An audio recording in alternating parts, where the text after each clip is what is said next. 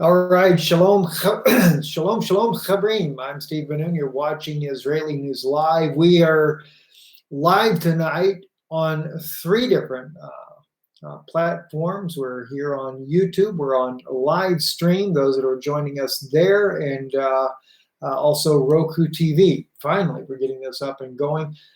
I don't know how well the bandwidth is going to hold up, so please bear with us. Really, never know how that's exactly going to go. And God bless you, Brother Stephen, for coming on here and on YouTube there. And I'm sure many more will start coming in. We are trying to run at 5 p.m. Eastern Time in the United States, kind of covering around the world, setting this time. So set your clock. Make sure you're aware of our time frame. I don't know exactly how that's going to play out in the near future, but that's where we are right now. So I have no idea how many is on live stream. In fact, I got to make sure we are not on live stream as well. That way we don't cause any problems here. We do have breaking news right now coming out of Syria. And let me just pull this up real quick here for you. This is the Al Mayadeen news right here. They are reporting in the Arabic language in Aleppo that we have had a major bombing at the airport in Aleppo, on the outskirts of Aleppo there. I am not sure if this is a military airport or not. So still, it's very early to tell. This is only, Al Mayadeen has just now reported this within the last 10 minutes. So Al Mayadeen is probably always one of the first news broadcasts in Syria that picks up those things that are happening on the ground. And so while we're here, before I get into the meat of the broadcast that I want to share with you tonight, let's just see what else is coming out right now. Syria clashes at Maranah's front line in northern Aleppo. Again, still that has nothing to do with it there.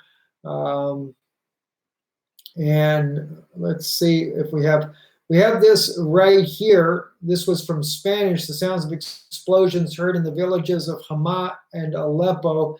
And these stakeholders are working to determine the cause of the explosions, but it really points to Israel and the U.S. I think that's kind of jumping the gun to blame Israel and the U.S. That quick out of the box. I know they're suggesting that Mike Pompeo, of course, being in Israel, that may be one of the reasons why. But yet, a little bit premature to say that. Speaking of Mike Pompeo there, he did meet with Prime Minister Netanyahu today. Heather Nauert from the State Department posted this. Secretary Pompeo reaffirmed our strong relationship with Israel and underscored U.S. commitment to lasting comprehensive peace for both Israel and Palestine.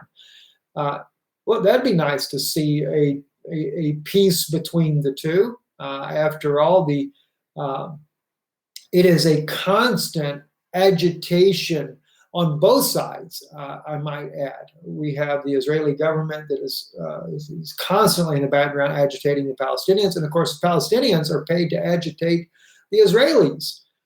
We actually had, let me just share something with you real quick. This is on our Facebook page on Israeli News Live. So let me just jump over to Israeli News Live on Facebook. I loaded all three parts of the article here. Those of you that are not aware of our Facebook page here, you might want to check this out here. We're always loading different news articles that we come across there, but there was one that really caught my attention. This article right here, www.prikk.world. I can't tell you the entire thing there. I'll put it in the links below there. The article says Palestinians, the world's most rewarded mismanagement by Noram and Gore and Sergei Shamash. Of course, this one's part 2. All three parts are up on the website there. Very, very interesting document. I actually read the entire, or most of the entire document. I read parts of one, I think was it part 1 or part 2 completely. And the mismanagement of funds and the amount of funds that are being funneled into the Palestinian Authority And the accountability is unbelievably horrendous. 7.4 billion in 2014. 2015, 5.9 billion, 5.5 billion in 2016. I suggested to the author, which I happen to know the author of this through acquaintance through social media, about this, and I actually suggested, you just can't help but wonder if these funds are not being allocated, and the Palestinians are the front, kind of like laundering money, so to speak, there for the New World Order project and things that are going on there. Get into that some other time there, but I just wanted to kind of share that with you. It's a very interesting article. And I really feel like the Palestinian people are very much used by the Vatican and their desire for a New World Order. And at the same time, I believe that there's a lot of instigation in the background, even like with Hamas agitating the people over in Gaza. And of course, the Israelis out there, using the Palestinians for target practice. And I don't say that lightly. I know there are people that say that, okay, well, the people were killed that were there were terrorists. All right, well, maybe there were some that were killed that were terrorists, but there's also been journalists that have been killed as well and wounded. But again, I realize there's incitement on both sides of the fence there, so it is a big problem. And the reason why I kind of underscore this target shooting is because I have a good friend of mine that lives in Israel that is a former IDF soldier. He's actually receives a pension from the Israeli government because he was severely injured and in the war there. And he confessed that to me. He spoke to me, and this was back in 2004. We were roommates, and so he confessed these things to me about what was going on in the military. And he told me, he said flat out, he killed Palestinians before, and he was very much ashamed of what had happened. And so there's a lot of things going on that we don't realize about. And but there again, it's on both sides of the fence. So we can't just say that it's only the Israelis that are and there again, it may be a minority that do this, but we can't just say it's the Israelis either. Palestinians are incited as well to create violence against the Jews. And we know this because it's a prophecy of Ezekiel 35 that Israel would be at the sword at the time of their calamity, which was 70 AD, and also at the time that their iniquity would have an end. So very troubling situation in there to begin with. Let's get back over here real quick. I want to just see very rapidly, as soon as we got you guys on here, I only got 3 new results on Aleppo thus far. Let's just quickly, Syria bombing, just see if we have anything else breaking before we move on into our broadcast here of things that are going on.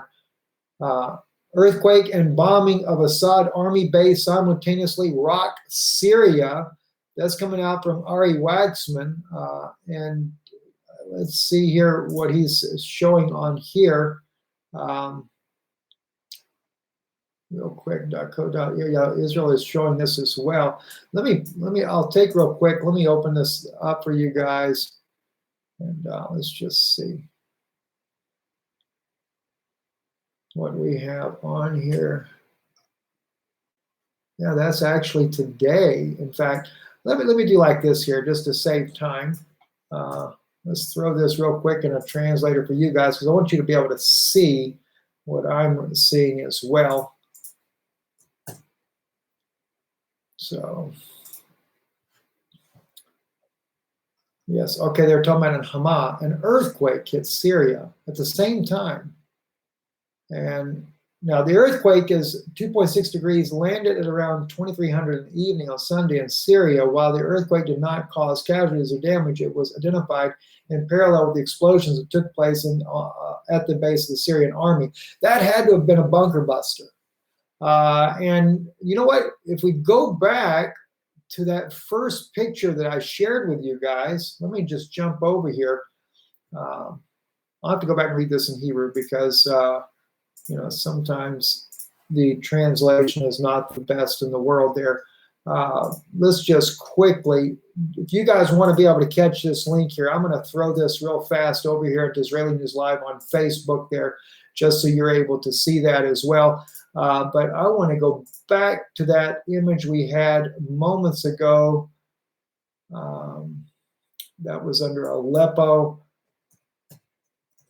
because it did look like from the image that we were seeing here that that was a massive explosion. There we go, right there. Yeah, that is a huge explosion there, and it is on the mountain chain, and that's kind of what the Israeli article is showing here, is on the mountain ridge itself, as far as the actual earthquake and the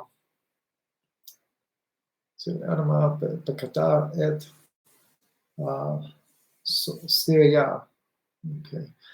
All right. So very, very concerning. We'll kind of watch for this. You guys are going to probably find out more about this because I'll actually have to go to bed later here. I do keep my wife in prayer before we get to the next part of our broadcast here.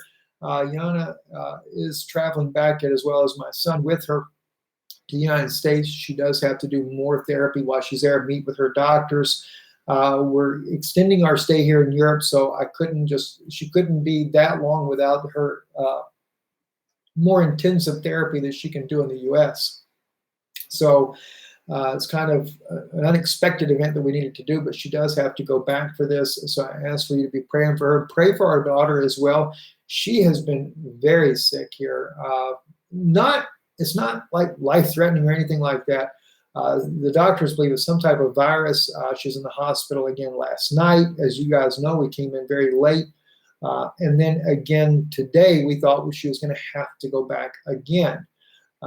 But we think we know for sure what the issue is, and she is sleeping well tonight. But do keep them all three in prayer if you would. Really appreciate that. And especially even for myself, this will be the first time me and my wife have ever been apart. And we've been married for a long time, but we've never been apart from each other before. So be a little stressful. And she is a valuable part of this ministry. She tirelessly works in the background. A lot of people are totally unaware of that.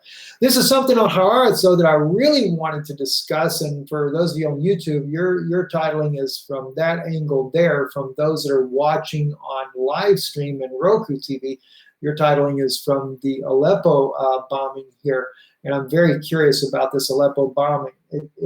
That could have been far more serious than what we realized, because if it causes an earthquake, a bunker buster, which is a semi-nuclear type of explosion, and if there's Russian military there, this could easily escalate a situation that could spiral out of control. I hope not, but it could.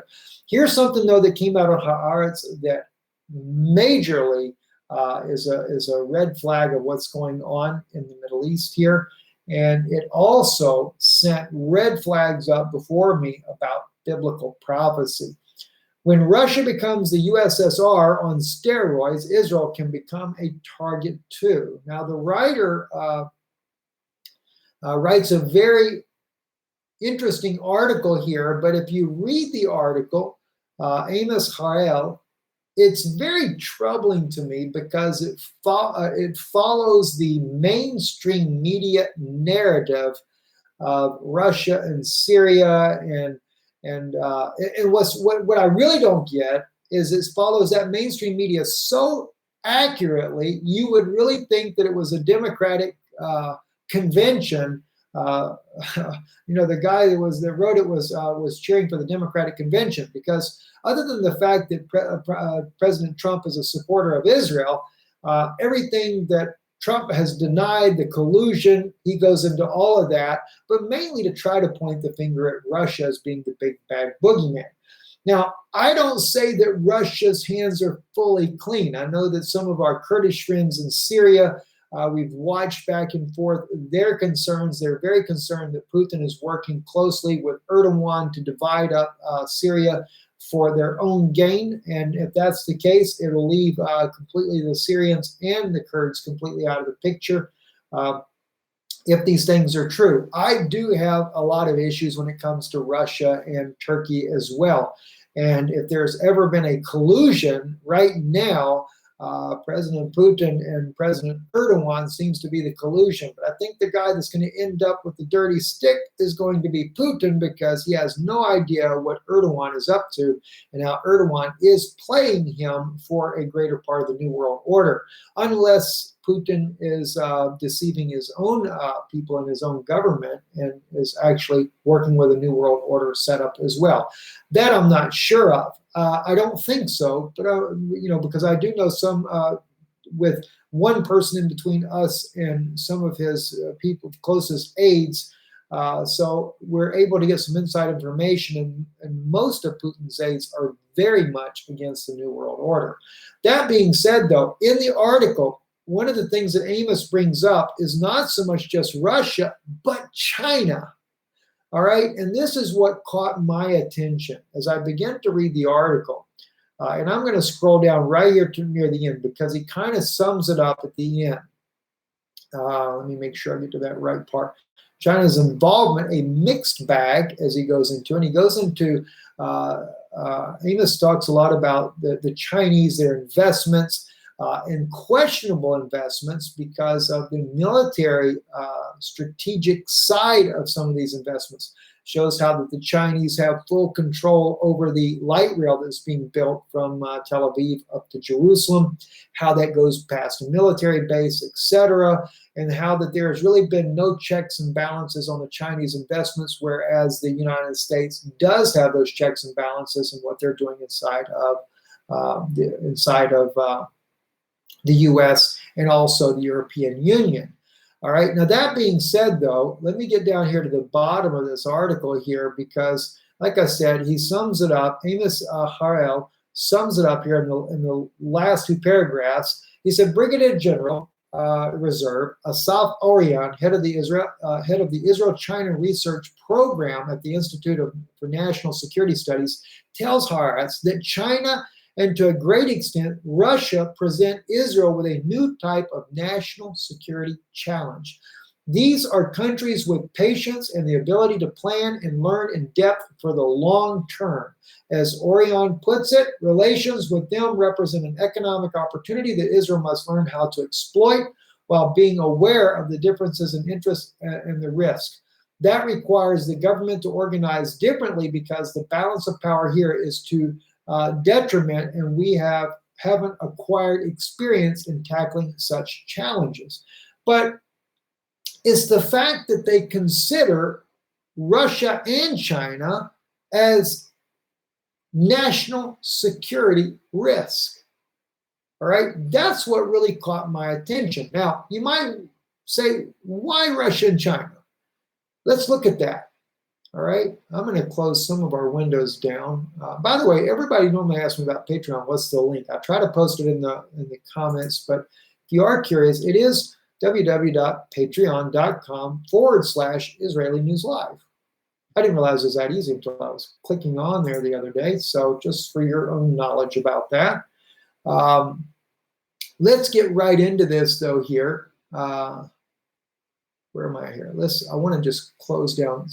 Well, we'll keep Twitter up, because you never know there. And I've already posted that one on Facebook. Heather, anybody can find Heather. I'll keep this one up because I'll need to post that in there for you guys as well. All right, now let's jump over to Daniel. Let's get Facebook closed down. I got to save some bandwidth because I don't want this going too slow for you guys over there, right? All right, now, when we look over here, and we get into the scripture of Daniel chapter 11. When we go down to verse 37, neither shall he regard the gods of his fathers, neither the desire of women, nor any god shall he regard, for he shall magnify himself above all.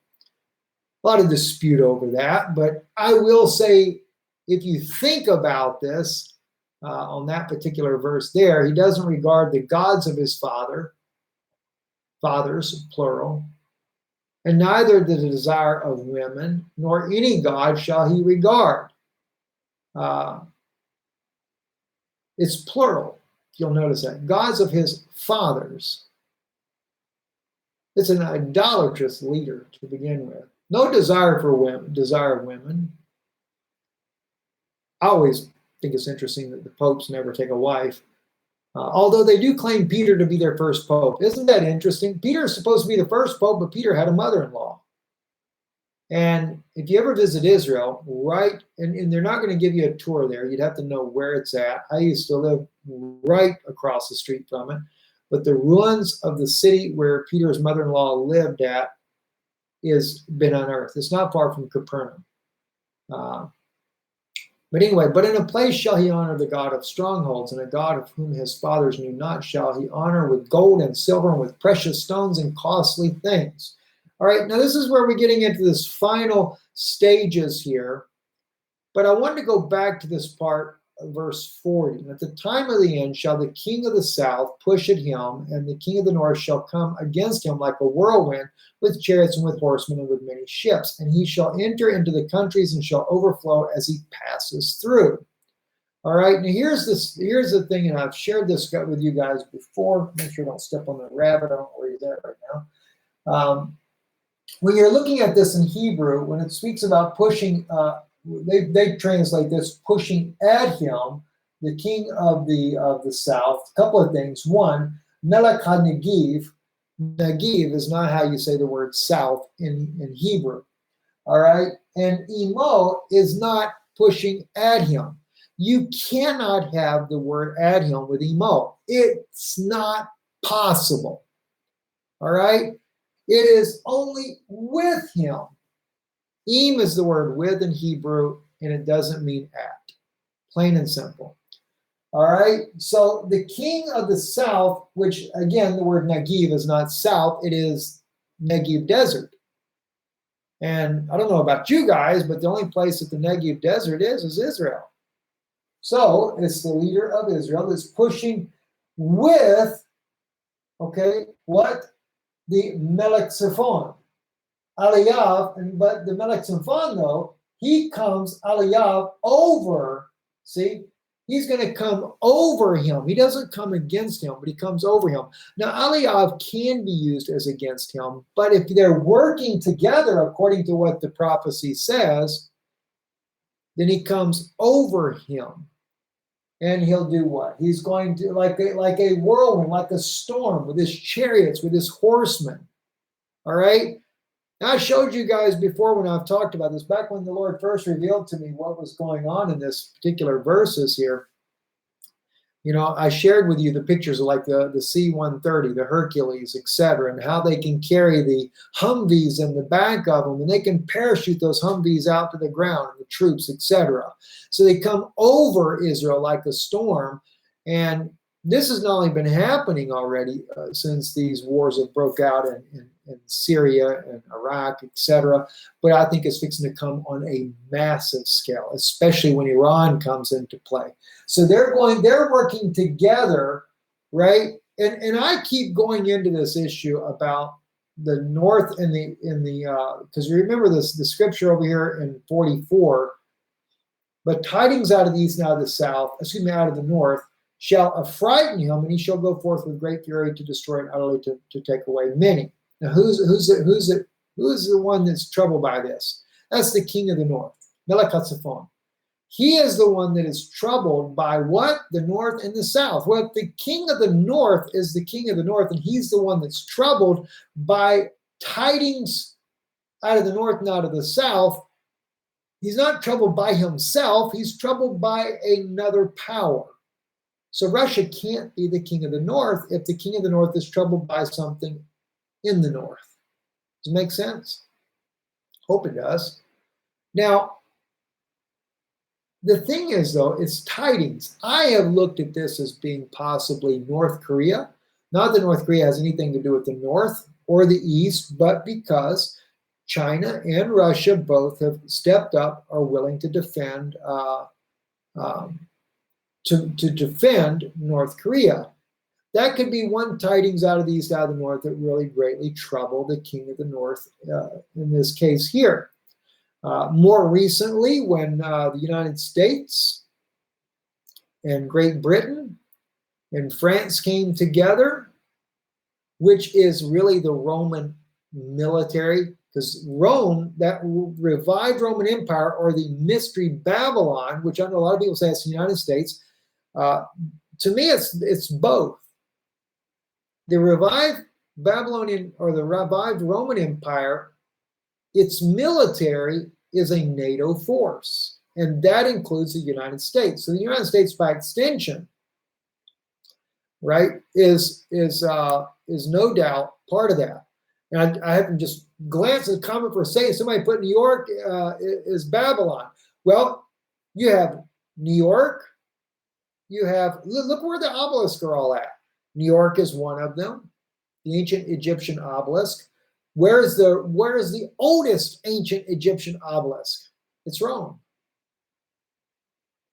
Which, speaking of Rome, and speaking of the obelisk in Rome, isn't it kind of odd that their obelisk, and it's the oldest obelisk from Egypt that was ever moved, and of course the Pope himself, not Pope Francis, another Pope way back, actually had it moved right there in front of the Vatican.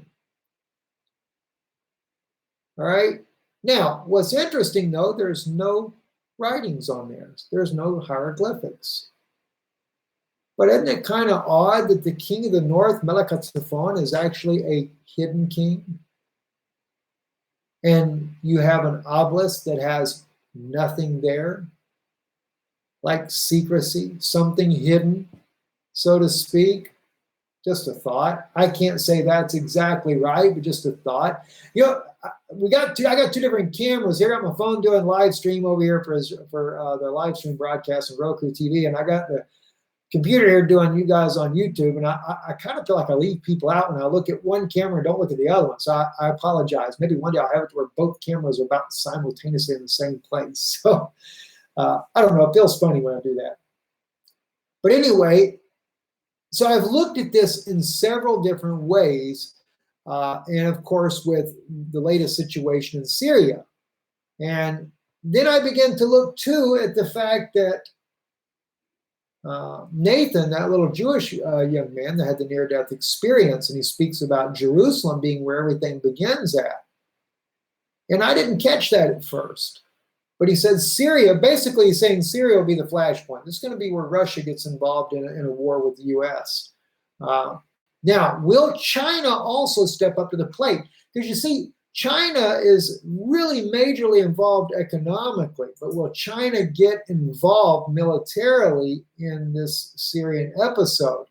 But I find it interesting, though, that Israel is writing about this, and Brigadier General, Reserve Brigadier General Asaf Orion, the head of the Israel-China Research Program at the Institute of National Studies, tells Haaretz that China, to a great extent, Russia present Israel with a new type of national security challenge. Now, China and Russia are not what is the tidings that troubles the king of the south. It's not what it says. It's the king of the north that's troubled by this. But the king of the south is working with the king of the north. So it's interesting how China finally, we now have it in print, and you know, and we have this in print here, and the whole thing is it's starting to fit a narrative. And then of course we have tonight in Aleppo, we have this bombing that takes place. Causes an earthquake, according to Israeli media there. Now we have 58 more results. Let's see what's happening now. Whoa, RT's a little bit behind the gun. You guys got to hear before RT brought it out. All right, explosions heard in Hama, Aleppo, Syria after possible airstrike. What did I tell you? Bet you it's a bunker buster. You guys want to go on record for that one? So I just love it. By the way, don't forget to thumbs up this. Why do we only have 569 people watching live? I mean, you know, when things were really kicking off in Syria, we had a couple of thousand people. Actually, I think at one point we had 5,000 people on YouTube watching live. You know, YouTube doesn't want you guys knowing. Did we just pick a bad time to come on here or something, or what? You know, I mean, anyway, let's sorry, I didn't mean to go to the comments on that. Powerful explosions have been heard in the countryside of Hama, Aleppo provinces. The Syrian state news agency reports authorities are working to ascertain the cause, while some sources point to a possible airstrikes. there again, we don't know for sure. Let's see if we got any other type of information coming out about this. It's always better. I actually have a good friend of mine there that lives not far from that area. I will send him a message here in a little bit to get an idea of what's going on, as well as Vanessa Beeley. She's also a friend of ours as well, really appreciate Vanessa and her work that she does there in Syria. Everything is still coming up RT, RT, RT. RT is trying to get to, or no, people are sharing RT, what RT is saying. Okay, if any foreign journalists want to enter rebel-held Idlib, Aleppo, support the Syrian Salvation Government now provide an easy entry form for you to fill in. Yeah, that's a pretty hot spot right now, so you got to really make sure you got on a bomb-proof vest. Everything is still RT. That's going pretty crazy. RT does monitor our broadcasts, and maybe they picked it up here. But then again, RT's got Russia there, so they know. Oh, here we go. All right, we got video footage here, guys. Let's watch what's happening here. Wow.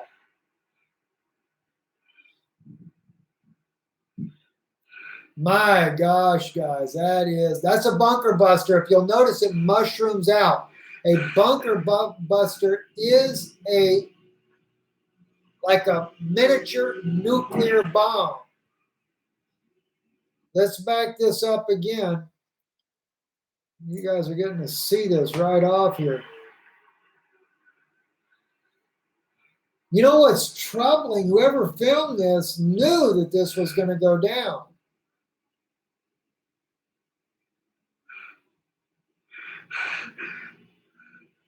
Almost like he's got some excitement in him there as well.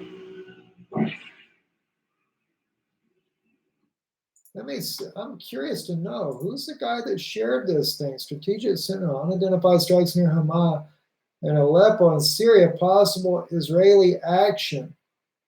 That is one massive bomb, guys. One massive bomb. Looks like a bunker buster.